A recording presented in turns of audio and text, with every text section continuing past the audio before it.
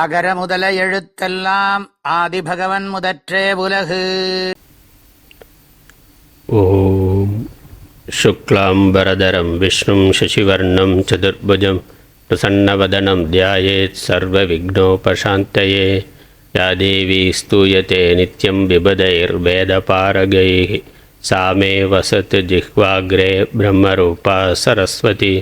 நிதயே சர்வ வித்யானாம் விஷஜே பவரோகிணாம் குரவே சர்வலோக்கானாம் தட்சிணாமூர்த்தயே நமः. ஸ்ரீதட்சிணாமூர்த்திசுதேசிகேந்திரம் द्वैपायनं सूत्रकृतं मुनीन्द्रं श्रीशङ्करं भाष्यकृतं यतीन्द्रं मद्देशिकञ्चापि नमामि विद्यै. ॐ सहनाववतु सहनौ भुनक्तु सह वीर्यं करवावहै तेजस्विनावधीतमस्तु मा विद्विषावहैः. ஓம் சாந்தி சாந்தி சாந்தி. அகர முதல எழுத்தெல்லாம் ஆதிபகவன் முதற்றே உலகு.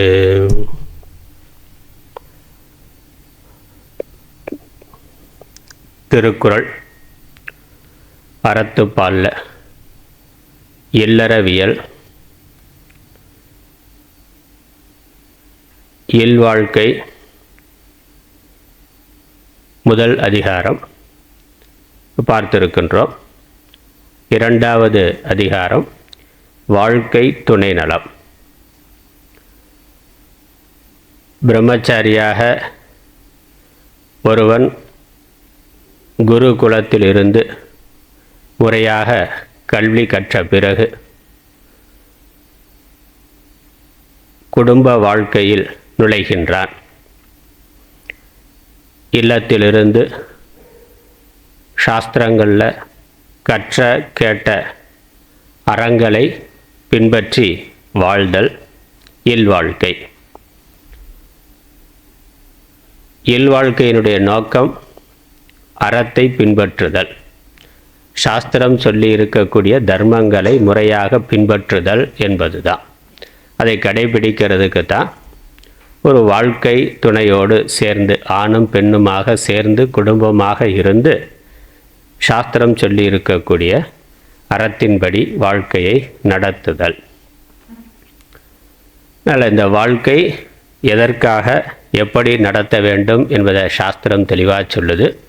அதை கற்று அறிந்த ஒருவன் அதன்படி வாழ்க்கையை நடத்த தொடங்குகிறான். அதுதான் இல்வாழ்க்கை. உலகத்தில் பல்வேறு நாடுகள் இருக்கின்றன, பல்வேறு கலாச்சாரங்கள் இருக்கின்றன, பல்வேறு மதங்கள் இருக்கின்றன. ஒவ்வொரு மதமும் ஒவ்வொரு கலாச்சாரமும் ஒவ்வொரு விதமான வாழ்க்கை முறையை சொல்லுகின்றது. அவை காலத்தினால் மாறுபட்டு கொண்டும் இருக்கின்றன. அதில் ஒருவன் எத்தனை திருமணம் வேண்டுமானாலும் செய்து கொள்ளலாம் என்று சில கலாச்சாரங்களில் சில நாடுகளில் இருக்குது. திருமணங்கிறது ஒரு ஒப்பந்தம், ஆணும் பெண்ணும் பிடித்திருக்கிற வரைக்கும் சேர்ந்திருக்கலாம், பிறகு பிடிக்கவில்லை என்றால் பிரிந்து வேறு துணையை தேடிக்கொள்ளலாம். இன்னும் சில நாடுகளில் திருமணம் ஏன் பண்ணணும் அப்படிங்கிற கேள்வியெல்லாம் கேட்குற அளவுக்கு வந்துட்டோம். அதனால் காலத்தினால் இந்த கலாச்சாரங்கள் மாறிக்கொண்டு இருக்குது. திருமணம் பண்ணாமல் தனியாகவே இருந்து விடலாம் என்று. திருமணம் பண்ணால் குடும்பம் பொறுப்பு என்று வருகின்றது. அந்த பொறுப்பெல்லாம் ஏற்றுக்கொள்வதற்கு தயாராக இல்லை. உழைக்கிறேன், சம்பாதிக்கிறேன், சாப்பிட்றேன், அப்புறம் மற்ற தேவைகளுக்கு அதற்குன்னு அந்த நேரத்துக்கு ஏதாவது பயன்படுத்தி கொள்ளலாம். அதனால் அதற்கு டேட்டிங்னா அந்த மாதிரியான சில வசதிகள்லாம் இருக்குது. விரும்பின காலம் விரும்பினவரோட சேர்ந்து கொஞ்ச நேரம் போகலாம். இல்லை கொஞ்சம் சேர்ந்து வாழணும்னு விரும்பினாலும் லிவ் டுகெதர்னா அப்படி சேர்ந்து திருமணம் பண்ணிக்கொள்ளாமலே எந்த கமிட்மெண்ட்டும் எந்த பொறுப்பும் இல்லாமல் விரும்பின வரைக்கும் சேர்ந்து வாழலாம், இல்லைன்னா பிரிந்து விடலாம். அப்படி சமூக மாற்றங்கள் உலக அளவில் பல நாடுகளில் பலவிதமான கலாச்சார முறைகள் இருக்கின்றன. அதனுடைய தாக்கம் நம்முடைய நாட்டையும் வருது. நம்மளுடைய பண்பாடும் காலத்தினால் நிறைய விஷயங்களை தாக்கப்படுகின்றது, பாதிக்கப்படுகின்றது. அதனால் நம்முடைய வாழ்க்கை முறையும் பலவாக மாறி வருகின்றது. ஆணும் பெண்ணுமா சேர்ந்து நீண்ட காலத்துக்கு வாழ்தல் என்பது தேவையில்லை. அல்லது திருமணம் வரைக்கும் சேர்ந்து இருக்கலாம், இல்லை என்றால் மாற்றிக்கொள்ளலாம். எத்தனை திருமணம் வேணாலும் பண்ணிக்கொள்ளலாம், இல்லை திருமணம் பண்ணாமலே வேறு மாதிரியான வாழ்க்கை முறையை வைத்து கொள்ளலாம் என்று சமூக மாற்றமானது பல சிந்தனைகள் வருகின்றது. அது மட்டும் இல்லாமல் அதற்கும் மேலே போய் ஆணும் பெண்ணும் தான் திருமணம் பண்ணி இருக்கணுங்கிறது இல்லை, ஆணும் கூட பண்ணிக்கலாம், பெண்ணும் கூட பண்ணிக்கலாம், அப்படியும் சேர்ந்து இருக்கலாம் அப்படிங்கிற மாதிரியான சிந்தனைகள் எல்லாம் அது சரியானது தான். சில நாடுகளில் சட்ட அங்கீகாரம் கூட கொடுக்குறோம். அதற்கு சட்ட ரீதியாகவும் அது ஒன்றும் குற்றம் இல்லை அப்படின்னு அங்கீகாரம் இருக்குது. நம்ம நாட்டில் இன்னும் அந்த அளவுக்கு வரலை. ஆனால் அது என்றைக்காவது ஒரு நாள் அது வரத்தான் செய்யும். வராது என்று சொல்வதற்கு இல்லை. அதனால் இந்த வாழ்க்கையினுடைய நோக்கம் என்ன என்பது ஒரு கேள்வியாக இருக்கின்றது. அது பல கலாச்சாரங்களில் பலவிதமான வாழ்க்கை முறைகளில் இருக்குது. நம்மளுடைய ஹிந்து தர்மம், நம்மளுடைய பாரத பண்பாடு என்ன சொல்லுகின்றது அதை நம்ம திருக்குறள் மூலமாக பார்த்து கொண்டு இருக்கிறோம். நமக்கு கிரகஸ்த ஆசிரம தர்மம் என்று சொல்லுகின்றோம். அது ஒரு ஆசிரமமாக முழு வாழ்க்கை முறையாக வைத்திருக்கின்றோம். நம்மளை பொறுத்த வரைக்கும் வாழ்க்கையினுடைய நோக்கம் தர்ம அர்த்த காம மோக்ஷம் என்று 4 புருஷார்த்தங்களை கிரமமாக அடைதல். இந்த புருஷார்த்தத்தை அடையிறதுக்கு பரம புருஷார்த்தம் மோட்சத்தை அடையிறது என்பது தான் எல்லோருடைய இறுதி லட்சியம். அதற்கு இந்த உலக வாழ்க்கை ஒரு சாதனமாக இருக்கின்றது. அதனால் ஒரு ஜீவன் என்பவன் ஒரு சாதகன், அவன் ஒரு பயிற்சியாளன். இறைவனை அடையிறதுங்கிற லட்சியத்தை நோக்கிய பயணத்தில் வாழ்க்கையானது இருக்கின்றது. ஆனால் அதை நோக்கமாக கொண்டு நம்முடைய வாழ்க்கை முறை இருக்க வேண்டும் என்று நம்முடைய நூல்கள் சொல்லுகின்றன. அதனால் குடும்பம் என்று ஒருவன் வருகின்ற பொழுது அவன் கடைபிடிக்க வேண்டிய அறம் என்ன? அதில் முதல் அதிகாரம் இல்வாழ்க்கைங்கிறதுல பார்த்தோம். இப்போ ஒரு ஆண் எந்த தர்மத்தை கடைபிடிக்கணும், திருமண வாழ்க்கை குடும்ப வாழ்க்கையிலிருந்து அவன் என்ன செய்ய வேண்டும் என்பதை முதல் அதிகாரம் இல்வாழ்க்கை தெளிவாக சொன்னது. இல்வாழ்வான் என்பான் இயல்புடைய மூவர்க்கும் என்று தொடங்கி பல்வேறு அறங்களை சொன்னது. குறிப்பாக 10 பேருக்கு பகுந்து கொடுத்து, நல்ல பழியஞ்சு பாத்தூன் பகுத்து கொடுத்து உண்ணுதல், 10 பேரை பார்த்து கொண்டு குடும்ப வாழ்க்கை நடக்க. அப்போ அதை பார்த்து கொள்வது 10 பேருக்கு சகாயமாக இருக்கிறது என்பது தான் குடும்ப வாழ்க்கையினுடைய நோக்கம். நாம் ஏதோ ஒரு ஆணும் பெண்ணும் சேர்ந்து வாழ்க்கையை நடத்துகிறோம் அப்படிங்கிறது இல்லை.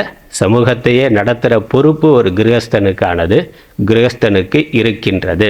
அதனால் அந்த நோக்கமெல்லாம் தெளிவாக ஆணுக்கான தர்மம், ஒரு திருமணத்துக்கு வருகின்ற ஒரு கணவன் அல்லது தந்தை, ஒரு ஆண், அவனுடைய தர்மம் என்ன, அவன் எந்த நோக்கத்தோடு குடும்ப வாழ்க்கைக்கு வர வேண்டும், குடும்ப வாழ்க்கையை நடத்த வேண்டும். அன்பும் அறனும் உடைத்தாயின் இல்வாழ்க்கை பண்பும் பயனும் அது என்று சொன்னார்.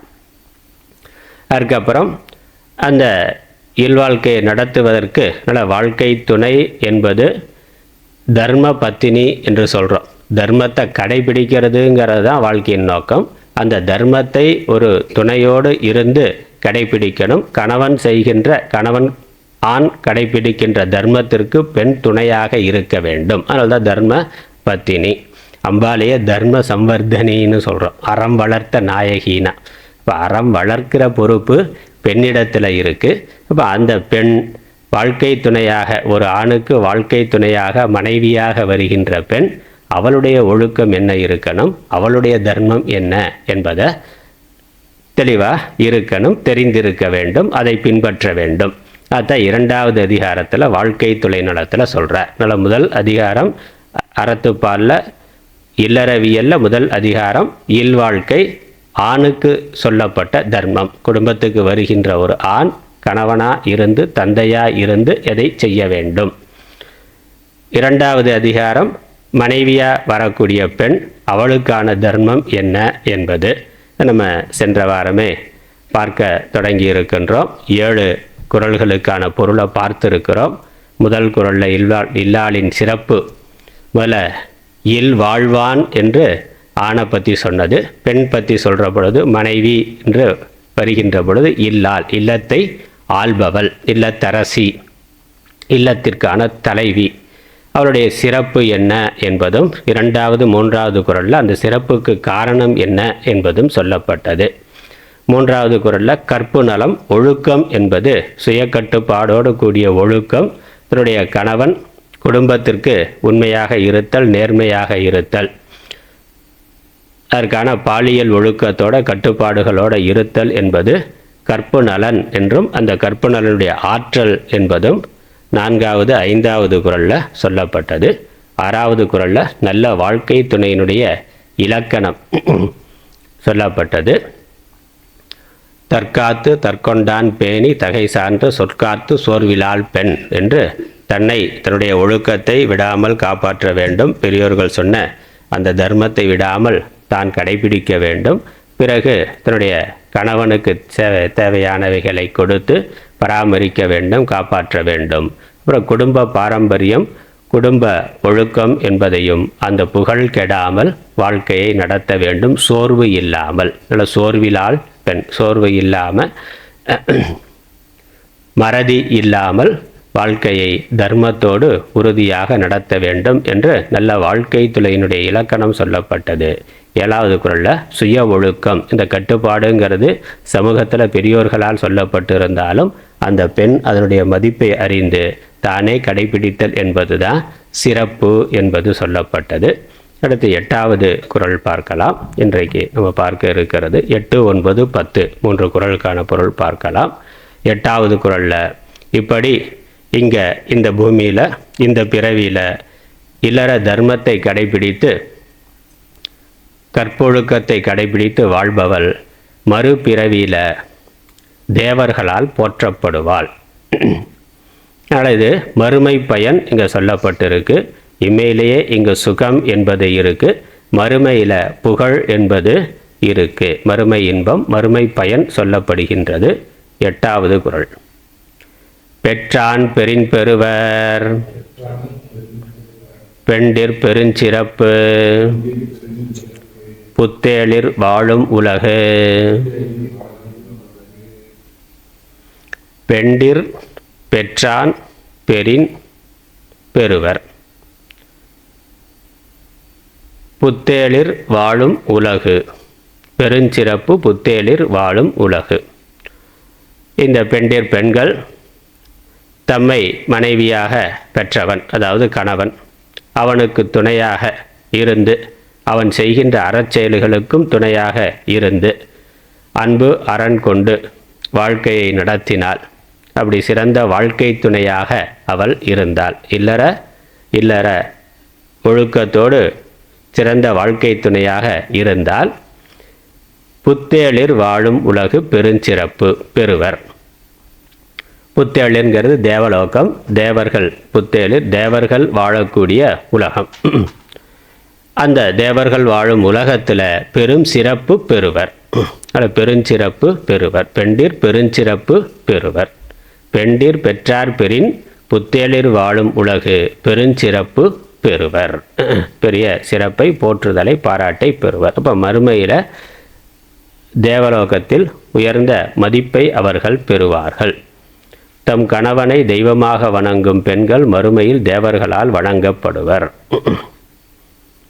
இன்றைக்கும் நம்ம புராண இதிகாசத்தில் பார்க்கிறோம், கற்புடைய பெண்கள் வரலாறில் இன்றைக்கும் நிலைத்தவர்களாக அவர்களுக்கு தனியாக கோயில் முதலானவைகள் வைக்கப்பட்டு வணங்கப்படும் தெய்வங்களாக வணங்கப்படுபவர்களாக இருந்திருக்கிறார்கள். கண்ணகி கோயில் பார்க்கிறோம், திரௌபதி கோயில் பார்க்கிறோம். இந்த மாதிரி தெய்வங்களாக அவர்கள் மதிக்கப்படுவர், வணங்கப்படுவர். அது மாதிரி எவ்வளவோ கிராம தேவதைகள், பெண் தெய்வங்கள் இருக்குது. அந்த குடும்பத்தில் சிறப்பாக வாழ்ந்த பெண்கள் கூட காலப்போக்கில் அந்த குடும்பத்துக்கான குல தெய்வமாக ஆக்கப்பட்டு இருக்கிறார்கள். சாஸ்திரம் சொல்லுது, மனு தர்ம சாஸ்திரத்தில் ஒரு ஸ்லோகம், மாதர்களுக்கு ஐம்பெரும் வேள்வி, உபவாசம், விரதம் முதலியன சுதந்திரமாக இல்லை. அவர்கள் தனியாக செய்கிறதுக்கு இது சொல்லப்படலை. கணவனோடு இருந்து கணவன் அதை செய்கிறார், அதற்கு சகாயமாக பெண் இருக்கிறார். பெண்களுக்கு வேதம் படிக்கிறதுங்கிறது, அக்னி காரியத்தை நேரடியாக செய்கிறதுங்கிறதுல அதிகாரம் இல்லை. கணவன் செய்கிறான், கணவனுக்கு துணையாக மனைவி இருக்கிறாள். அதே மாதிரி கணவனுக்கும் கூட இந்த அக்னி காரியம் முதலானவைகள் மனைவி இல்லாமல் செய்யக்கூடாதுன்னு சொல்லியிருக்கு. தர்ம பத்தினி இல்லாமல் மனைவி இல்லாமல் அக்னி காரியம் செய்யறதுக்கு கணவனுக்கு அதிகாரம் இல்லை. அது பெண்களுக்கு தனியாக சுதந்திரமாக செய்வதற்கு அதிகாரம் இல்லை. மனைவி இல்லாமல் கணவனுக்கு அவன் மட்டும் தனியாக இருந்து செய்வதற்கான அதிகாரமானது இல்லை. மனைவியோடு இருந்து தான் அதை அவன் செய்யணும். மனைவியோட சகாயத்தோடு தான் அவன் அந்த அக்னி காரியங்களை வைதிக கர்மாக்களை செய்ய வேண்டும். அப்படி இல்லாத பொழுது தான் அவனுக்கு வைதிக காரியம் பண்ணுறதுக்கான அதிகாரம் இல்லாமல் போயிடுது. அப்போ அவன் சந்நியாசத்தை எடுத்துக்கொண்டு போக வேண்டும் என்று சாஸ்திரம் சொல்லியிருக்கு. வைதிக காரியத்தை செய்வதற்கு அதிகாரம் இல்லாமல் போகிற பொழுது சந்நியாச வாழ்க்கைக்கு அவன் வருகின்றான். அதனால் இந்த கணவனுக்கு துணையாக இருந்து சேவை செய்யக்கூடிய பெண்கள், கணவன் செய்யக்கூடிய அறத்துக்கு துணையாக இருக்கக்கூடிய பெண்கள் மறுமையில் தேவர்களால் மதிக்கப்படுவார்கள். கணவனுக்கு பணிவிடை செய்வதனாலேயே சொர்க்கத்தில் பெருமை அடைகிறார்கள். கணவன் அந்த வைதிக காரியத்தை முறையாக பண்ணுறதுனால சொர்க்கம் முதலான உயர்ந்த புண்ணிய பலன்களை பெறுகிறான். மனைவி அந்த கணவனுக்கு துணையாக இருந்து சேவை செய்வதனாலே அதே சொர்க்கம் முதலான உயர்ந்த பதவிகளை பெறுகின்றாள். அடுத்த குறள்.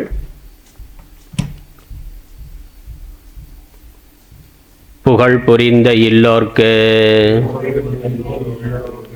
இல்லை இகழ்வார் முன் ஏறு போல் பீடு நடை. எதிர்மறையாக சொல்கிறார். அப்படி ஒழுக்கமுடைய மனைவி இல்லை என்றால் அந்த கணவனுக்கு, அந்த ஆணுக்கு பெருமை இல்லை என்பதை சொல்லுகின்றார். ஒரு ஆண் தன்னுடைய வாழ்க்கை துணையாக ஒரு பெண்ணை தேர்ந்தெடுக்கிற பொழுது ஒழுக்கம் முதலான கற்பு முதலானவைகளில் சிறந்தவளாக இருக்கக்கூடிய பெண்ணை வாழ்க்கை துணையாக தேர்ந்தெடுக்க வேண்டும் என்பது. அது இல்லை என்றால் அவனுக்கு இந்த சமூகத்தில் மதிப்பு என்பது இருக்காது. பெண்கள் ஒழுக்கம் தவறி போகிற பொழுது அதனால் ஆண்களுக்கும் அவர்களுடைய சமூக அந்தஸ்து மரியாதை கெடுகின்றது என்பது. புகழை விரும்பிய மனைவி இல்லாதவர்களுக்கு, புகழ் எதனால்? கற்பொழுக்கத்தினால. நல்ல குடும்பத் தலைவி, நல்ல சிறந்த அன்னை என்று குடும்பத்தை முறையாக பாதுகாக்கின்ற அதனால் வருகின்ற பெருமை. நல்ல அம்மா, நல்ல மனைவி, நல்ல பெண் என்று அதனால் வருகின்ற புகழை விரும்பிய மனைவி இல்லாதவர்களுக்கு. அப்போ அந்த புகழ விருப்பம் இல்லை என்றால் அவர்கள் தன்னுடைய சரீர சுகம் அல்லது மற்ற மன தேவைகள் அது முக்கியமாக போகிற பொழுது இந்த சமூகத்தினுடைய இகழ்ச்சியை பற்றி கவலைப்படுறது இல்லை. ஒழுக்கம் கெட்டு போகிறார்கள். அப்படி பெண்கள் ஒழுக்கம் தவறி போகின்ற பொழுது இகழ்ந்து பேசும் இந்த ஆண் சமூகத்தில் அவனுக்கும் இழிவு வருது. அந்த பெண்ணுக்கு இகழ்ச்சி வர்றது மட்டுமில்லை, அந்த ஆணுக்கும் இகழ்ச்சி வருகின்றது. அதனால் இகழ்ந்து பேசும் பகைவர் முன் ஆண் சிங்கம் போன்ற கம்பீரமான நடை இல்லாமல் போகும். அவனுக்கு வீட்டில் மனைவியவே ஒழுங்காக வச்சுக்க முடியாதவன் நாட்டை எப்படி ஒழுங்காக வச்சுக்குவான்னா கேட்பான்ல. இவனுக்கு சமூகத்தில் அவனுக்கான அதிகாரம், ஒரு தொழில் பண்ணுறான் அல்லது க்ஷத்திரியனாக இருக்கிறான் அப்படின்னா வீட்டில் மனைவியை ஒழுங்காக அடக்கி பாதுகாக்க முடியாதவன் நாட்டை எப்படா பாதுகாப்பான் அப்படின்னு சொல்லி கேட்பான். அதனால் இது முக்கியமானது. ஒரு கவனித்து பார்த்தோம்னா நம்ம பாரத தேசத்தில் ஒரு தனி மனிதன், ஒரு குடிமகன், ஒருவனுக்கு ஒருத்தி என்று கட்டுப்பாடாக வாழ்கிறதுங்கிறதுக்கு முக்கியத்துவம் கொடுக்குறோம். அமெரிக்கா மாதிரி நாடுகளில் அது தனி மனித ஒழுக்கத்தில் அது இந்த அளவுக்கு கட்டுப்பாடு இல்லை. அவர்கள் விரும்பின மாதிரி இருக்கலாம்னு இருக்குது. அதே சமயம் தலைவனாக வர்றவன், கட்சி தலைவன், நாட்டுக்கு தலைவனாக ஜனாதிபதியாக வர்றவன் ஒழுக்கத்தோடு இருக்கணும்னு அங்கே பார்க்கப்படுது. ஒழுக்கத்தோடு இல்லைன்னா அதுவே அவனுடைய பதவி போவதற்கு காரணமாக இருக்குது. சமூகம் முழுக்கவே தனி மனிதனாக இருக்கிற பொழுது எப்படி வேணாலும் இருக்கலாம், அதில் பெரிய கட்டுப்பாடு இல்லை. ஆனால் தலைவனாக வர்றவன், ஜனாதிபதியாக வர்றவன் அந்த விஷயத்தில் ஒழுங்காக இருக்கணுங்கிறத கவனித்து பார்க்குறாங்க. அப்படி பார்க்குறோம். அமெரிக்க பிரசிடெண்ட்டு ஒழுக்கம் தவறியவர்களாக இருந்தாக்கா அது ஆட்சி போவதற்கே பதவி போவதற்கே காரணமாக இருக்குது. நம்ம நாட்டில் எப்படி இருக்குன்னா, தனி மனிதன் கரெக்டாக இல்லைனாக்கா ஊரில் கேலி கிண்டல் பண்ணுறான். ஆனால் தலைவனாக இருந்தவன் 2-3 எப்படி வேணாலும் வச்சுக்கலாம். அவனுக்கு ஓட்டு போட்டு தேர்ந்தெடுக்கிறான். அதில் பார்க்குற தனி மனிதனை அதே வீட்டில் குடும்பத்தில் ஒரு ஆள் இருந்தாக்கா அதை ஊரில் சேர்க்க மாட்டான், ஊர்லேருந்து விலக்கி வைப்பான். ஆனால் தலைவனாக இருக்கிறவன் எப்படி வேணாலும் இருக்கலான்னா அப்படி ஒரு மனப்பான்மை இருக்குது. அதனால் தலைவனாக இருக்கிறவனுக்கு அந்த தகுதிங்கிறது இருக்கணும். சாதாரண மனிதன், பாமரன் அல்லது சாதாரண குடிமகன் எப்படி வேணாலும் முன்ன பின்ன இருக்கலாம். அது இல்லாததுனால தான் அவன் சாதாரணவனாக இருக்கிறான். அப்போ ஒரு தலைவனாக வர்றவன், உயர்ந்தவராக இருக்கிறவன் எல்லா விதத்திலும் ஒழுக்கமுடையவனாக கட்டுப்பாடு உடையவனாக இருக்கணுங்கிறது முக்கியமானது. அப்படி இல்லை என்றால் அவனுக்கு சமூக மதிப்பு இருக்காது என்பது சாஸ்திரம் சொல்கிறது. அதனால் ஏறு போல் பீடு நடை. நல்ல ஒழுக்கமுடைய மனைவி இல்லை என்றால் அவன் சமூகத்தில், ஏறுங்கிறது காளை அப்படிங்கிற அர்த்தத்தில் இருக்குது. சிங்கம், ஆண் சிங்கத்துக்கு ஏறுன்னு பேர். ஒரு சிங்கம் போன்ற ஆண்னா சிங்கம் போன்ற கம்பீரம்னா. அப்போ ஒழுக்கம் இல்லாத மனைவி இருக்கிறவன் சமூகத்தில் அந்த கம்பீரத்தோடு இருக்க முடியாது என்பது சமூக கட்டுப்பாடு. அதனால் புகழ்ங்கிறது இருக்காது, இகழ்ச்சிங்கிறது அந்த ஆணுக்கு வரும். அதனால் ஒரு மனைவியை தேர்ந்தெடுக்கிறவன், வாழ்க்கை துணையை தேர்ந்தெடுக்கிறவன் அதுக்கு முக்கியத்துவம் கொடுக்கணும். எவ்வளவு வரதட்சணை கொடுப்பாங்கன்னா அதுதான். அதை பார்க்கறத விட பொண்ணு எவ்வளோ அழகாக இருக்குங்கிறத பார்க்கறத விட எவ்வளவு பணம் கொடுப்பாங்க, எவ்வளவு நகை போடுவாங்கங்கிறத பார்க்கறத விட அந்த பெண் எவ்வளவு ஒழுக்கமானவள், அந்த பெண்ணோட ஒழுக்கங்கிறது முக்கியமானது. குடும்ப பண்புகள் அது இருக்கக்கூடியவராக இருக்கணும் என்பது நம்ம முன்னோர்கள் சொன்ன வழி. இல்லைன்னா என்னங்கிற கேள்வியெல்லாம் கேட்கக்கூடாது. பெரியவர்கள் அப்படி சொல்லி இருக்கிறார்கள். இருந்தால் நல்லதுன்னு.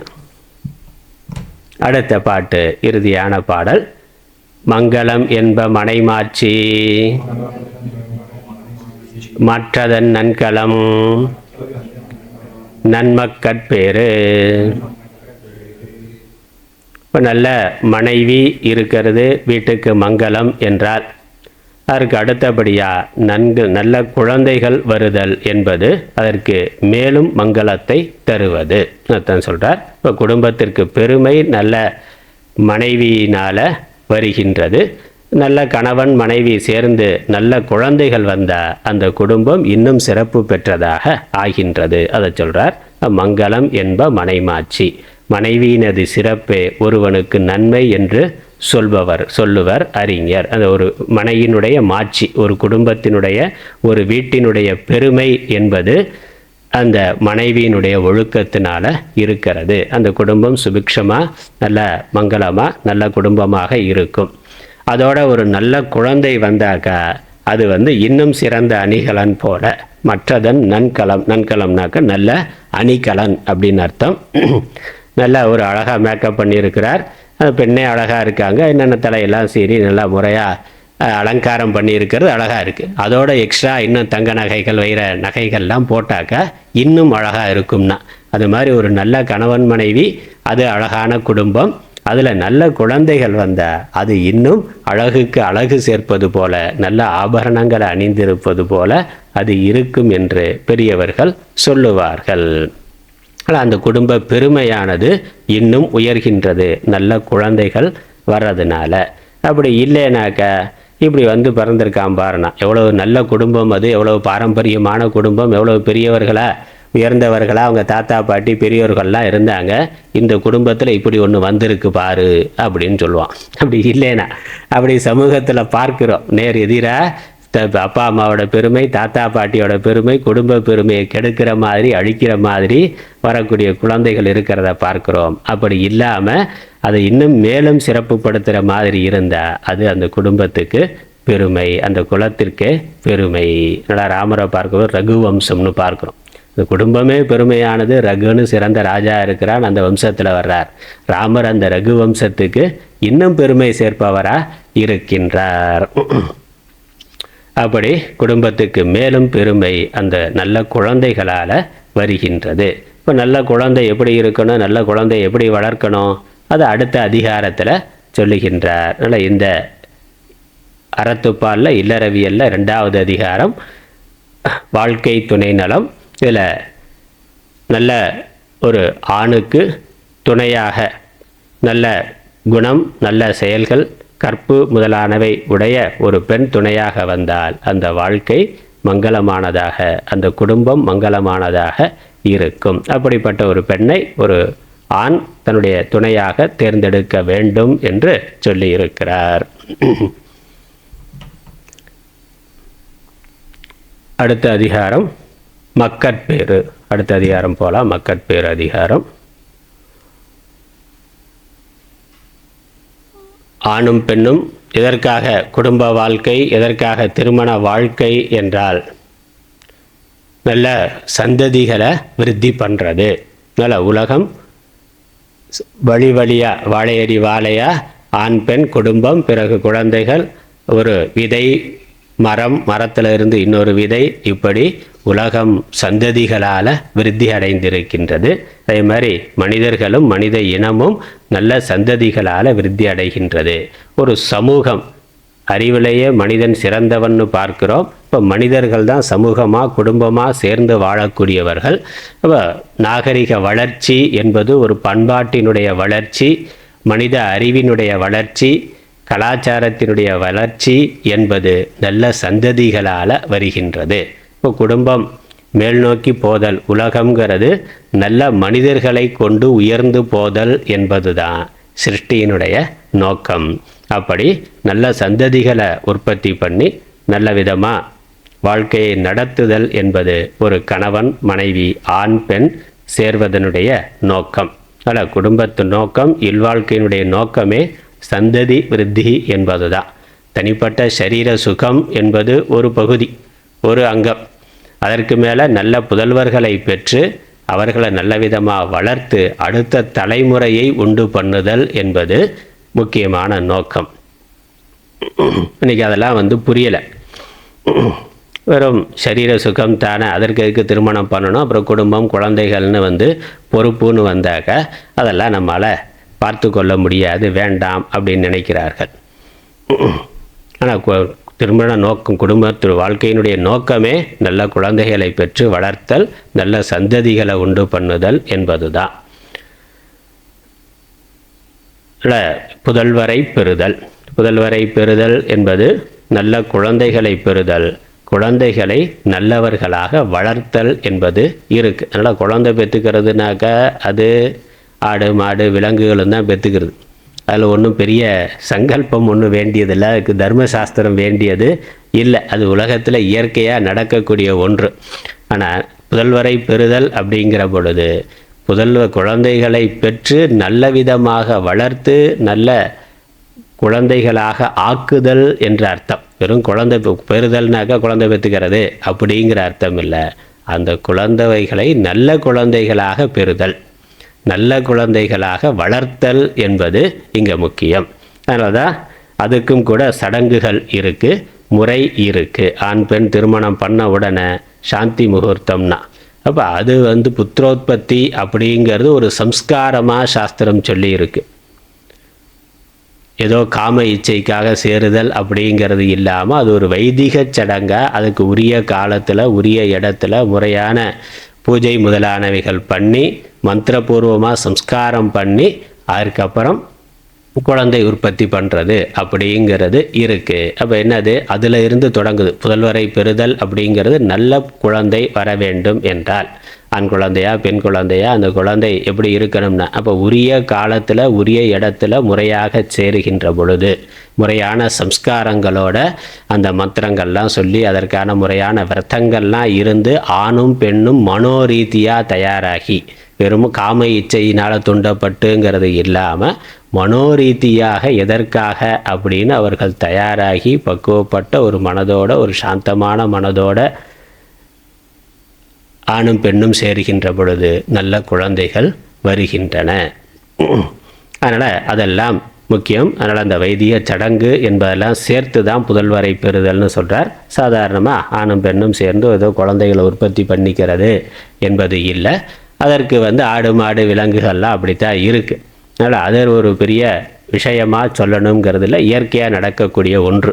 ஆனால் அந்த மனிதன் அப்படிங்கிற பொழுது, மதம் என்று வருகின்ற பொழுது, நல்ல குழந்தைகளை உற்பத்தி பண்ணுறது எப்படி, நன்மக்களை பெறுதல் என்பது என்றே சுவாமி சித்பவானந்த சுவாமிஜி ஒரு புக்கு எழுதியிருக்காங்க.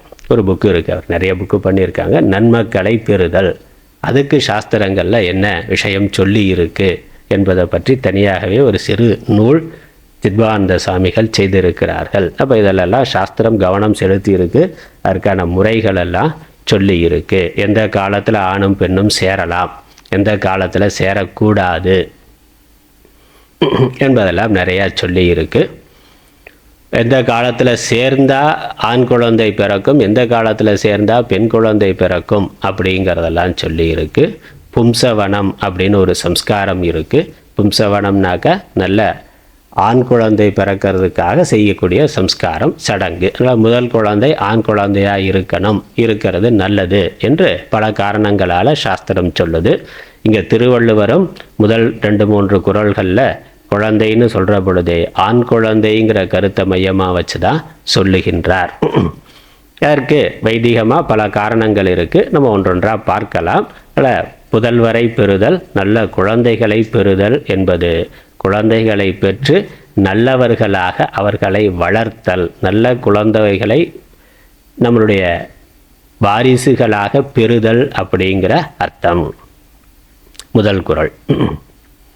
இந்த 10 குறளில் என்ன கருத்து இருக்குங்கிறத சுருக்கமாக பார்க்கலாம். அதுக்கப்புறம் ஒவ்வொரு குறளுக்கான பொருள் பார்க்கலாம். முதல் 2 குறள்கள் நல்ல குழந்தை பேற்றினுடைய சிறப்பை சொல்லுகின்றது. நல்ல குழந்தை இருக்குது அப்படிங்கிறதுக்கான அடையாளம் என்னங்கிறத சொல்லுது. குழந்தை பேருனாக்கா குழந்தைகள் இருத்தல்.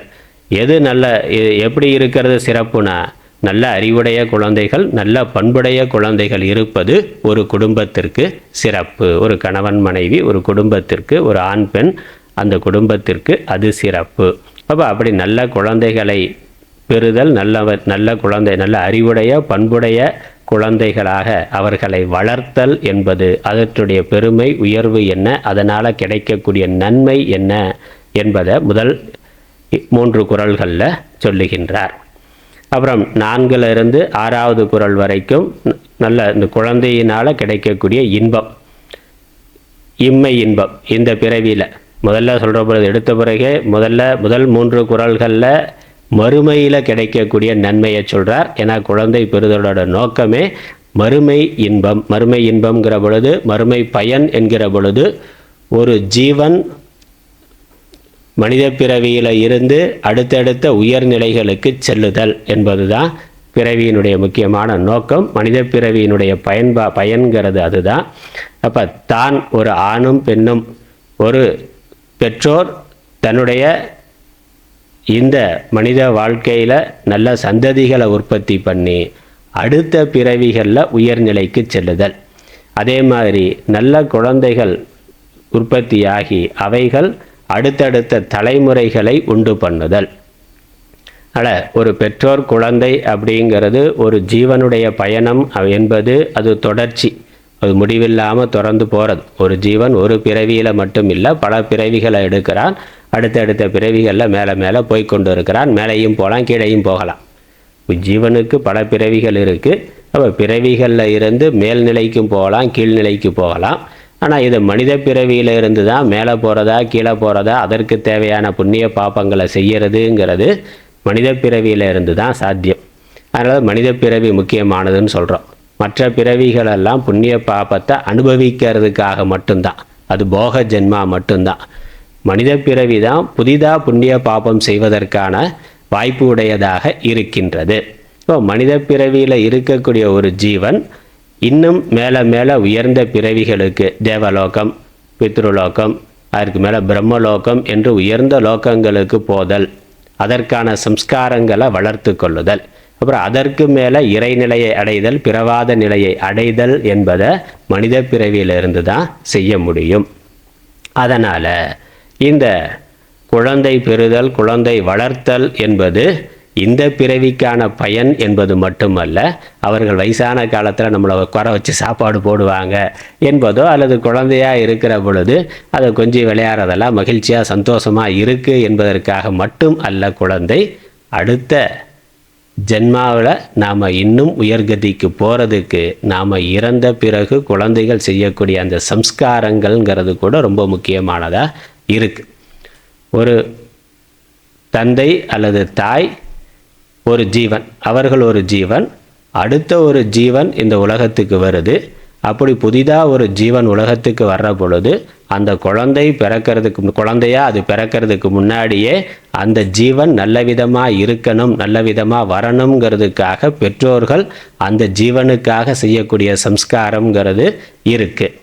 குழந்தை பிறக்கிறதுக்கு முன்னாடியே சாந்தி முகூர்த்தத்தில் தொடங்கி பல சம்ஸ்காரங்கள் இருக்குது. அப்போ பெற்றோர்கள் குழந்தைகளுக்கு செய்யக்கூடிய சம்ஸ்காரம்.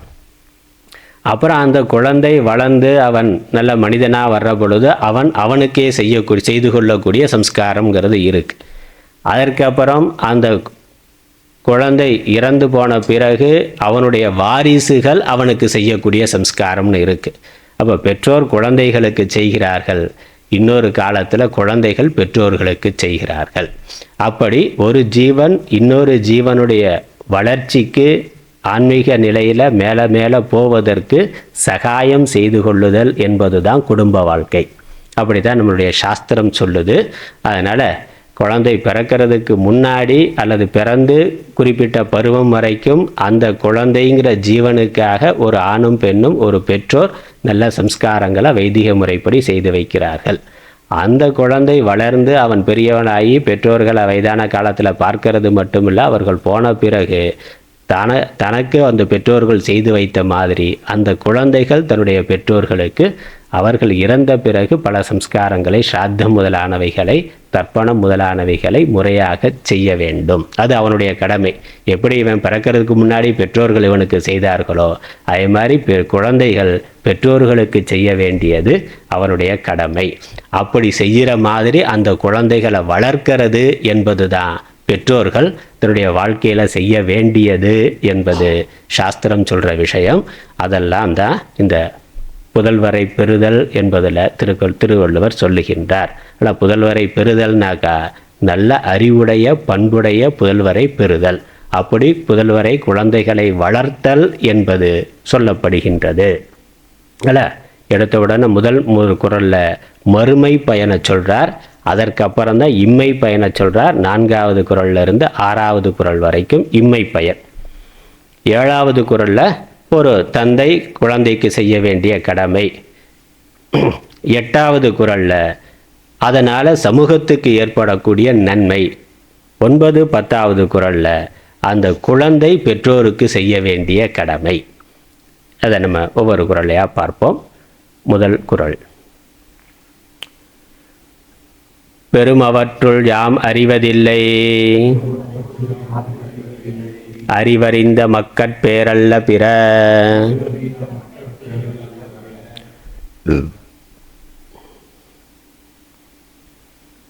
அறிவறிந்த மக்கட்பேறு அல்ல பிற. பெருமவற்றுள் யாம் அறிவது இல்லை. பேறு என்றால் செல்வம் அப்படின்னு அர்த்தம். பலவிதமான செல்வம் நம்ம வாழ்க்கையை நடத்துவதற்கு தேவையான செல்வம். அது பணம், அந்த பணத்தினால் கிடைக்கக்கூடிய வீடு வாசல், மற்ற உறவுகள், இப்படி இதெல்லாம் நம்ம வாழ்க்கைக்கு இன்பத்தை தருமோ அதற்காக என்னெல்லாம் பொருள்கள் இருக்கோ அதற்கெல்லாம் செல்வம்னு பேர். இமைக்கு மட்டுமல்ல மறுமைக்கும் பயன்படக்கூடிய செல்வம். அப்படி இந்த செல்வம் எல்லாவற்றுள்ளும் சிறந்த செல்வம் மக்கட்பேறு தான். நல்ல குழந்தைகள் இருப்பது அதுதான் சிறந்த செல்வம். ஆனால் இப்படிப்பட்ட குழந்தைனா அறிவறிந்த குழந்தைனா நல்ல அறிவுடைய குழந்தைகளாக இருத்தல் என்பது தான் செல்வத்துள் சிறந்த செல்வம். நல்ல அறிவறிந்த மக்கள்னால் அறிய வேண்டிய சாஸ்திர நூல்களை முறையாக கற்ற புதல்வர்கள். அப்போ சாஸ்திரங்களை முறையாக படிக்க வைக்கிறது பெற்றோருடைய கடமை. ஆனால் நல்ல குழந்தைகள் இருக்கிறது என்பது ஒருவன் மரண காலத்தில் மரணத்துக்கு போகிறார், சாக போகிற பொழுது அவன் என்னெல்லாம் சேர்த்து வச்சுருக்கிறான்னா எவ்வளவு கோடியாக பணம் சேர்த்து வச்சுருக்கலாம், பேங்க் பேலன்ஸ் நிறையா இருக்கலாம், பல இடங்களில் 4-5 வீடு சேர்த்து வச்சுருக்கலாம், வேறு இன்னும் நிறையா வாகனங்கள் கூட நிறையா சேர்த்து வச்சுருக்கலாம், வீடு முருக நகை நட்டெல்லாம் நிறையா சேர்த்து வச்சுருக்கலாம். ஆனால் எதுவும் அவன் கூட வரப்போகிறது இல்லை. எல்லாத்தையும் விட்டுட்டு அவர் தனியாகத்தான் போகிறார். அப்போ அந்த உலகத்துக்கு அவர் நிறைவாக கொடுத்துட்டு போகக்கூடிய செல்வம் என்னன்னா, நல்ல குழந்தைகள், நல்ல சந்ததிகளை உற்பத்தி பண்ணி அவர்களுக்கு நல்ல அறிவை கொடுத்து பாரம்பரியமாக வந்த தர்மத்தை காப்பாற்றக்கூடியவர்களாக பின்பற்றக்கூடியவர்களாக வளர்த்திருந்தா அதுதான் சிறந்த செல்வம். அவன் இறந்ததுக்கு அப்புறம் அந்த குழந்தைகள் அந்த சாஸ்திரத்தில் தர்மத்தில் ஸ்ரத்தையுடையவர்களாக இருந்து அந்த பெற்றோர்களுக்கு பண்ணக்கூடிய அந்த காரியம் இருக்கே, பித்ரு காரியம், அதை முறையாக சேர்த்து செஞ்சான்னா அதுதான் அவனுக்கு அடுத்த பிறவிக்கு பயன்படக்கூடியது. இவன் சேர்த்து வச்ச பணம் எதுவும் அடுத்த பிறவிக்கு கூட வராது. எந்த செல்வமும் அடுத்த பிறவிக்கு மரணத்திற்கு பிறகு அவனுக்கு கூட வராது. மரணத்துக்கு பிறகு அவனுக்கு உதவக்கூடியது இந்த குழந்தைகள் பெற்றோருக்கு பண்ணக்கூடிய சம்ஸ்காரங்கள் தான். அதனால் அதை அப்படி அந்த குழந்தை செய்யணும்னா அந்த குழந்தை நல்ல சாஸ்திர அறிவுடைய குழந்தையாக இருக்கணும். அதில் ஸ்ரத்தை உடைய குழந்தையாக, நம்பிக்கை உடைய குழந்தையாக இருக்கணும். இல்லைன்னா செய்ய மாட்டான். நல்லா பணமெல்லாம் சேர்த்து வச்சுருந்தா நல்லா அப்பா போயிட்டாருன்னா, அதனால் நல்ல சொத்தை பங்கு பிரித்து கொண்டு நல்லா அனுபவிக்கிறதுல அவனுக்கு கவனம் இருக்குமே ஒழிய அதை பெற்றோர்களுக்கு முறையாக செய்ய வேண்டிய சம்ஸ்காரங்கள் அதை மையமாக வைத்து பெற்றோர்களை மனதில் வைத்து அவர்கள் நல்லா இருக்கணும் என்பதற்காக செய்யக்கூடிய தான தர்மங்கள் அது ஒரு மகன் செய்ய வேண்டியது. அப்படி செய்யறது மகனால் தான் செய்ய முடியுங்கிறதுனால அந்த மகன் செல்வத்துலெல்லாம் சிறந்த செல்வம். அதில் பேருங்கிற பொழுது 16 பேர் பார்க்குறோம். அதெல்லாம் நம்ம சாஸ்திரங்களில் சொல்லி இருக்குது. முக்கியமாக அந்த பேறுகளெல்லாம் எதுவும் நமக்கு மரணத்திற்கு பிறகு துணையாக வராது. துணையாக வர்றது இந்த புத்திரன் செய்யக்கூடிய தர்ப்பணம், சாத்தம் முதலான பித்திரு கடன்களை நம்பிக்கையோடு செய்வது புத்திரனின் கடமை ஆகும். ஆகவே மறுமைக்கும் பயன்படும் நல்ல பேரு புத்திரன். ஏன் அவன் சிறந்த பேரு அப்படின்னு ஏன் சொன்னார்னா, வேற எந்த செல்வமும் மறுமைக்கு வராது. பித்திரன் செய்யக்கூடிய அந்த தர்ப்பணம் முதலான சரியான காரியங்கள் அல்லது பெற்றோர்களை அவர்கள் நல்லா இருக்கணுங்கிறதுக்காக இவன் செய்கின்ற தான தர்மம் முதலானவை. அதனால் இறந்த பிறகு கோதானம் கொடுக்கறது, பூதானம் பூமி தானம் கொடுக்கறது, பல ஏழைகளுக்கு அன்னதானம் பண்ணுறது, பிராமணர்களுக்கு 16 பொருட்கள் கொடுக்கறது அப்படிங்கிறதெல்லாம் சாஸ்திரம் சொல்லி இருக்கு. அதுதான் அந்த இறந்து போன பித்ருவா இருக்கக்கூடியவனுக்கு உதவி. அவன் நல்ல லோகத்துக்கு போகிறது, அங்கே உணவு முதலானவைகள் குறைவில்லாமல் கிடைத்து அவன் நல்லா இருக்கிறதுக்கு உதவியாக இருக்கிறது. அதனால் அப்படிப்பட்ட சாஸ்திரத்தில் நம்பிக்கையுடைய ஸ்ரத்தையுடைய அதை முறையாக பின்பற்றுகிடைய அறிவுடைய குழந்தைகளை பெற்று வளர்ப்பது தான், அறிவுடைய குழந்தைகளாக அவர்களை வளர்ப்பது தான் பெற்றோர்களுக்கு மிகப்பெரிய செல்வம். அதனால் அறிவறிந்த மக்கட்பேறு, வெறும் மக்கட்பேருன்னு சொல்லலை. மக்கட்பேருன்னா அது ஆடு மாடு எல்லாத்துக்குமே மக்கட்பேருங்கிறது இருக்குது. ஆனால் சிறந்த மக்கட்பேறு எது? அறிவறிந்த மக்கட்பேறு. அப்போ சாஸ்திரத்தில் நம்பிக்கையுடைய மக்கட்பேறு தான் சிறந்த மக்கட்பேறு, அதுதான் சிறந்த செல்வம். சரி, அடுத்த குறளும் இதே கருத்தை தான் வலியுறுத்தி சொல்லுது. அங்கே அறிவறிந்த அப்படின்னு சொன்னதோடு இங்கே சேர்த்து பழிப்பிறங்கா பண்புடை மக்கள்னு சொல்கிறார். அடுத்தது, எழுபிறப்பும் தீயவை தீண்டா பழிப்பிறங்கா பண்புடை மக்கள் பெறின். பழிப்பிறங்கா பண்புடை மக்கள் பெறின் எழுபிறப்பும் தீயவை தீண்டா.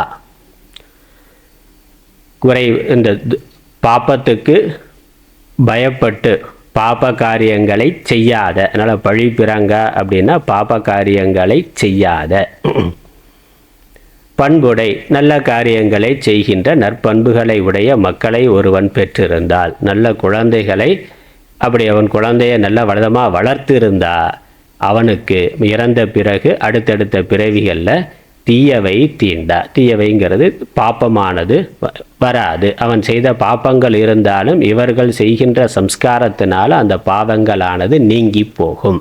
நான் சொல்கிறார், பண்பு என்பது காரண பெயர், காரியத்தை குறிப்பதாக. அப்போ நல்ல பண்புங்கிறது நல்ல காரியத்தை செய்பவர்களாக இருக்கக்கூடிய குழந்தைகள். இப்போ யார் நல்ல காரியங்களை செய்வான்? நல்ல குணம் இருக்கிறவன் தான் நல்ல காரியங்களை செய்வான். பண்புடைய மக்கள் பெற்றோர்களின் பாப்பம் குறையும் பொருட்டு அவர்களே பெற்றோர்களே இருக்கிற காலத்தில் தவறான காரியத்தை பண்ணாமல் தர்ம காரியத்தை பண்ணி புண்ணியத்தை சேர்த்து வச்சுருக்கணும்.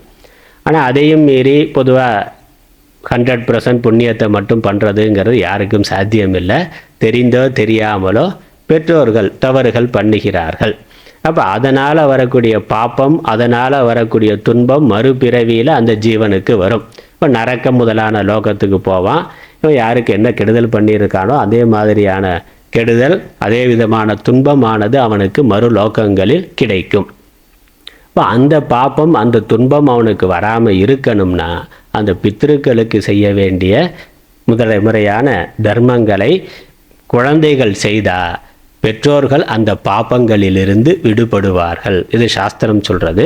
அதனால் பாப்பம் குறையும், பெற்றோர்களின் பாப்பம் குறையும் பொருட்டு செய்கின்ற தான தர்மங்களின் புண்ணிய பலன் பித்திருக்களான முன்னோர்களை சென்று சேரும் ஆதலால் அவர்கள் பாப்பங்களிலிருந்து விடுபடுவார்கள். பொதுவாக அவரவர் செய்த புண்ணிய பாப்பம் அவரவர் தான் அனுபவிக்கணும். அதை யாரும் மாற்றிக்க முடியாது, எக்ஸ்சேஞ்ச் பண்ணிக்க முடியாது. அம்மாவோ அப்பாவோ குழந்தைகளோ அவரவர் செய்த வினை பயன் அவரவருக்கு தான் வரும்.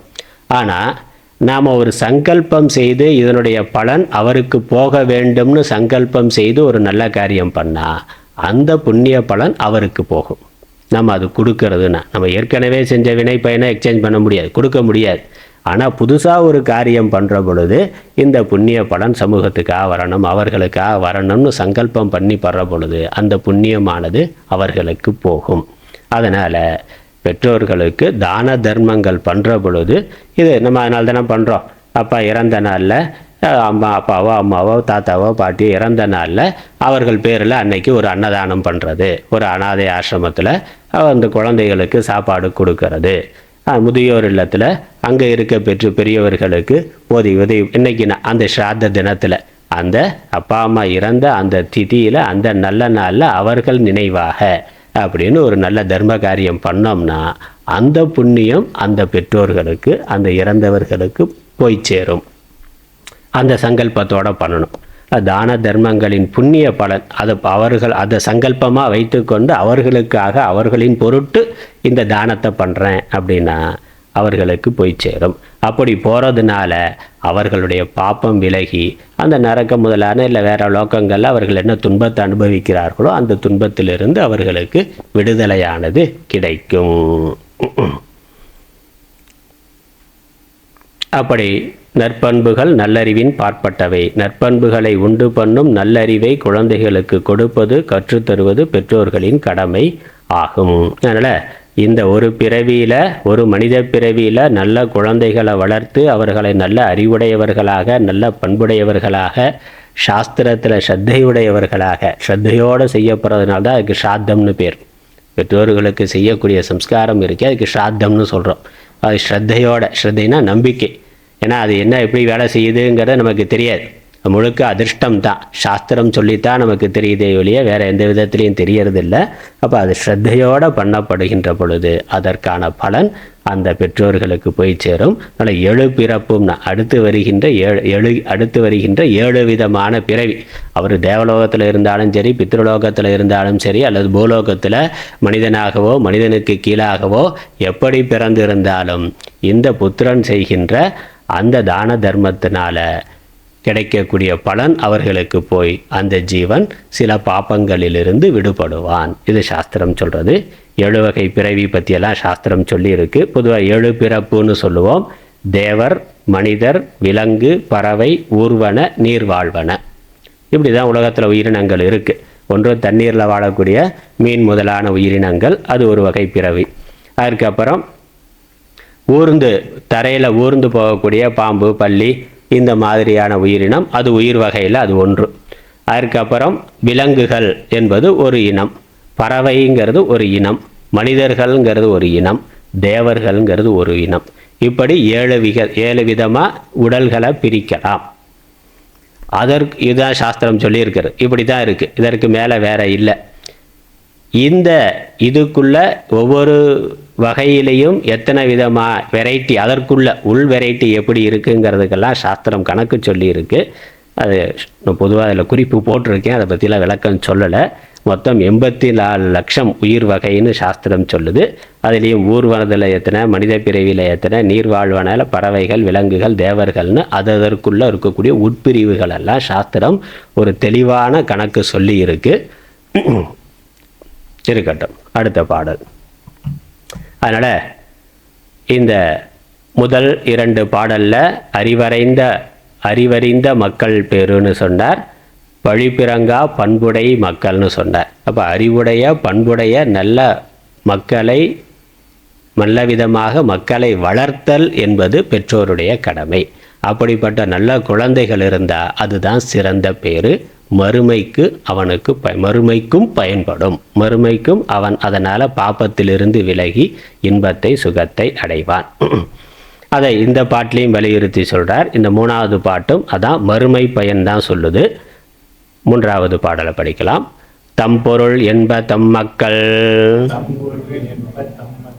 அவர் பொருள் தம் தம் வினையால் வரும்.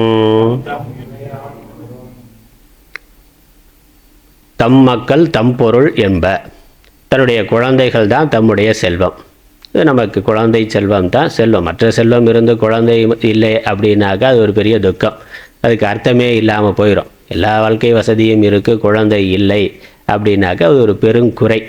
குழந்தைகள் நிறையா இருந்து வாழ்க்கை வசதி இல்லைன்னா கூட அது பரவாயில்லை. குழந்தைகளை ஓரளவுக்கு நம்ம கஷ்டப்பட்டு வளர்த்தோம்னா அவர்கள் பெரியவர்களாகி அவர்களுக்கு தேவையானதை அவர்கள் பார்த்து கொள்வார்கள், அது பெரிய விஷயம் இல்லை. ஆனால் செல்வம் இருந்து குழந்தை இல்லைன்னா அது ஒரு பெரிய, அந்த செல்வத்துக்கு கஷ்டப்பட்டு உழைத்து சேர்த்த செல்வத்துக்கே அர்த்தம் இல்லாமல் போய்விடும். அதனால் உண்மையான செல்வம் நம்முடைய குழந்தைகள் தான் செல்வம். ஆனால் இன்றைக்கி என்ன நினைக்கிறான், 4 வீடு இருக்குது, இல்லை வீட்டில் 10 ரூம் இருக்குது, ஆனால் ஒரே ஒரு குழந்தை போதும்னு நினைக்கிறான். ஒரே ஒரு குழந்தை இருந்தால் போதும்னா, ஒரு குழந்தை, அந்த காலத்தில் குடிசை வீடாக இருந்தது, 4 குழந்தை 5 6 குழந்தை 10 12 குழந்தை கூட இருந்தது. ஆனால் இப்போ வீட்டில் 10 ரூம் இருக்குது, ஆனால் ஒரே ஒரு குழந்தைன்னா அது போதும்னு நினைக்கிறான். மற்ற செல்வம்லாம் நிறையா இருக்குது, அந்த ஒரு குழந்தைக்கு கோடி கோடியாக செல்வம் சேர்த்து வைக்கிறான். அது உண்மையான செல்வம் கிடையாது, குழந்தை தான் உண்மையான செல்வம். அதனால் மற்ற செல்வத்தை சேர்க்கிறத விட நிறையா குழந்தை பெற்றுக்கிறதுங்கிறது தான் முக்கியமானது. அதுதான் நமக்கு நிலையான செல்வம். மற்ற செல்வம்லாம் நிலை இல்லாத செல்வம், பிரயோஜனம் இல்லாத செல்வம், ஜடமான செல்வம். நம்மளுடைய அறிவு, திறமை, பண்பாடெல்லாம் குழந்தைகள் வழியாக அடுத்தடுத்த தலைமுறைக்கு போகின்றது. அப்படிங்கிறது சமூகத்தினுடைய வளர்ச்சி, மேன்மைங்கிறது குழந்தைகளால் இருக்கிறது தானே. அதனால் நம்மளுடைய தேசத்தோடைய வலிமையாக தான் சொல்கிறான். இளைஞர்கள் அதிகமாக, இளம் பருவத்தினர் மிகுதியாக இருக்கிறார்கள். ஜப்பான் மாதிரியான நாடுகளில் மக்கள் தொகை குறைவு, ஏற்கனவே மக்கள் தொகை குறைவு, ஆனால் முதியவர்கள் அதிகமாக இருக்கிறான். ஏன்னா நல்ல நவீன மருத்துவ வசதிகளால் முதியவர்கள் அதிகமாக இருக்காங்க. ஆனால் இளந்தலைமுறை திருமணம் பண்ணி கொள்றதில் ஆர்வம் இல்லாதவர்களாக இருக்கிறதுனால குழந்தைகள் கம்மியாக இருக்காங்க. அப்போ இன்னொரு 20-30 வருஷத்தில் இளைஞர்களுடைய எண்ணிக்கை குறைவாக இருக்குது, முதியவர்களுடைய எண்ணிக்கை அதிகமாக இருக்குது. அப்புறம் எப்படி நாடு வளரும், புதிய கண்டுபிடிப்பு, புதிய பொருள் உற்பத்தி அப்படிங்கிறது எப்படி நடக்கும்? ஆனால் அவர்களுக்கு அது ஒரு பெரிய பிரச்சனையாக இருக்கின்றது. நம்ம தேசத்தில் இளைஞர்கள் அதிகமாக இருக்கிறார்கள், அது நமக்கு பலம். மக்கள் தொகை அதிகமாகிறது பலவீனம்னு நினைக்கிறான். மக்கள் தொகை அதிகமாகிறது பலம். ஏன்னா மக்கள் தானே உற்பத்தி பண்ணக்கூடியவர்கள், மக்கள் தானே வளர்ச்சி அப்படிங்கிறது மக்களை வச்சு தானே இருக்குது. வெறும் பொருள் மட்டும் இருந்து எப்படி வளர்ச்சியாக இருக்கும்? அதை யார் அனுபவிக்கிறது? இப்போ பொருளை உற்பத்தி பண்ணுறதும் அனுபவிக்கிறதும் மக்கள் தான். இப்போ மக்கள் தொகை இருக்கணும், ஆனால் நல்ல மக்களாக இருக்கணும். அதான் பிரச்சனை. நல்ல மக்களாக இல்லைன்னா அது வீழ்ச்சி, அது அழிவு. நல்ல உழைக்கக்கூடிய, திறமையுடைய, அறிவுடைய, நல்ல பண்புடைய குழந்தைகள் இருந்தால் அது நாட்டினுடைய பலம், வீட்டினுடைய பலமும் கூட. அதனால் ஹிந்துக்கள்கிட்ட அது ஒரு பெரிய இதாக இருக்குது. ஒரு குழந்தை போதும்னு, குறைந்தது 3 குழந்தையாவது பெற்றுக்கணும். அப்போ தான் நமக்கு நல்லது, நாட்டுக்கும் நல்லது. ஒரு குழந்தையாக இருக்கிறதுங்கிறது பெரிய கஷ்டம். ஒரு குழந்தை இருக்கிறதும் குழந்தை இல்லாமல் இருக்கிறதும் சமம்னு சாஸ்திரம் சொல்லியிருக்கு. குழந்தை இல்லாமல் இருக்கிறதும் ஒரே ஒரு குழந்தை இருக்கிறது ரெண்டும் ஒன்றானதுன்னு. ஏன்னா வயதான பிறகு நாம் போயிட்டாக்கா அந்த குழந்தைக்கு வேறு எந்த ஆதரவும் இருக்காது. அண்ணன் தம்பி அக்கா தங்கச்சி மாதிரி மற்ற எந்த உறவுகள் இருந்தாலும், மற்ற வேலைக்கு 1000 பேர் இருந்தாலும் அண்ணன் தம்பி மாதிரியான உறவு வராது. என்ன ஒரு ஆபத்து, என்ன சண்டையாக இருந்தாலும் ஒரு கஷ்டம்னா அவனை மாதிரி உதவி பண்ண வரமாட்டான். தம்பி உடையான் படைக்கு அஞ்சான்னா. இப்போ தம்பியே இல்லை, என்ன பண்ணுறது? தம்பி தங்கச்சியே இல்லைன்னாக்கா என்ன பண்ணுறது?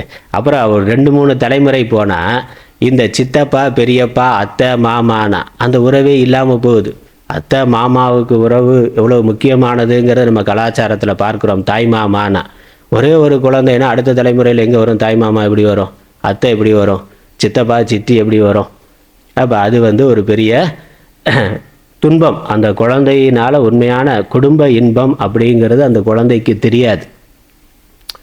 அப்புறம் அண்ணன் தம்பி அக்கா தங்கச்சியோடு சேர்ந்து வளரக்கூடிய குழந்தை விட்டு கொடுக்கக்கூடிய தன்மை இருக்கோ. நாளைக்கு அவன் திருமணமாகி தனியாக போனாலும் மனைவியோட விட்டு கொடுக்கக்கூடிய தன்மை வரும். கணவன் மனைவிக்கு விட்டு கொடுக்கக்கூடிய தன்மை வீட்டில் இருந்து வர்றது தான்.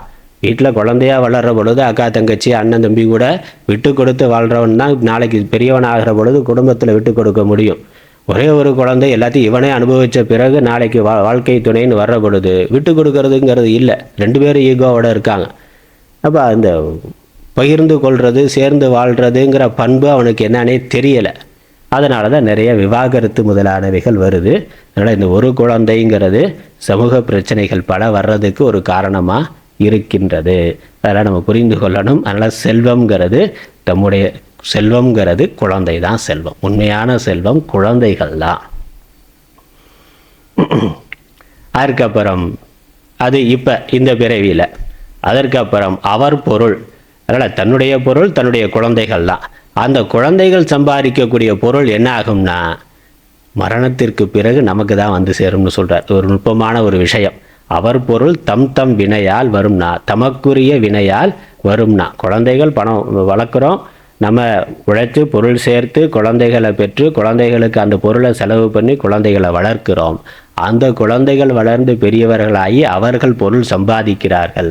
அதை அவர்களே அனுபவிக்கிறார்கள், அடுத்த தலைமுறைக்கு கொடுக்கிறார்கள். அது ஒரு பக்கம்.